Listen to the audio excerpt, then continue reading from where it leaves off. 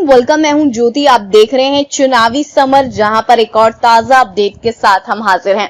Supreme जज ने सरकार को पढ़ाया संविधान का पाठ।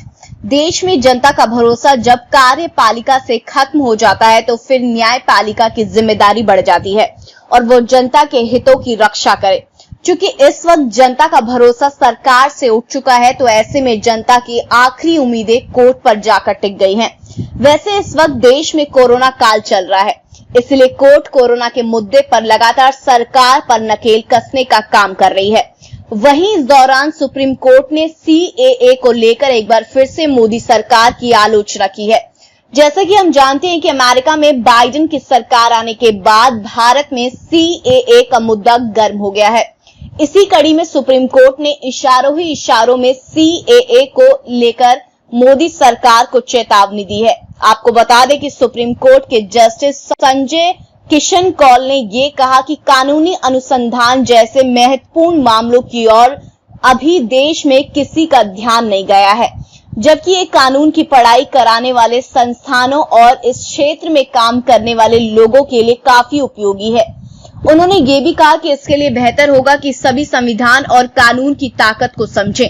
इसीलिए उन्होंने सरकार सहित आम जनता को संविधान का पाठ पढ़ाया है कि इससे पहले जस्टिस कौल ने मोदी सरकार को नसीहत देते हुए ये कहा था कि आजकल लोग विपरीत विचारधारा के प्रति ज्यादा असहिष्णु हो रहे हैं, जबकि लोकतांत्रिक व्यवस्था में विपरीत विचारधारा का भी सम्मान होना चाहिए।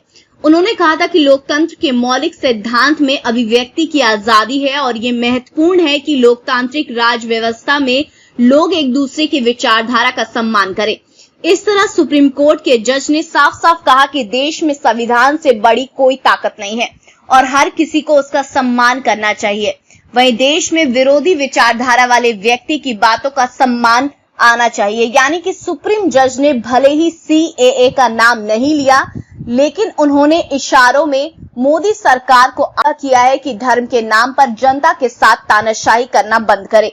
वैसे सुप्रीम कोर्ट ने अभी तक CAA को असंवैधानिक नहीं माना है, लेकिन जिस तरह से सुप्रीम कोर्ट ने पिछले कुछ समय से सख्त रवैया कायम किया है, उससे ऐसा महसूस हो रहा है कि वह समय ज्यादा दूर नहीं जब सुप्रीम कोर्ट CAA को असंवैधानिक घोषित कर देगा। वैसे भी बीते दिनों UN ने CAA के खिलाफ सुप्रीम कोर्ट में अर्जी दाखिल की थी।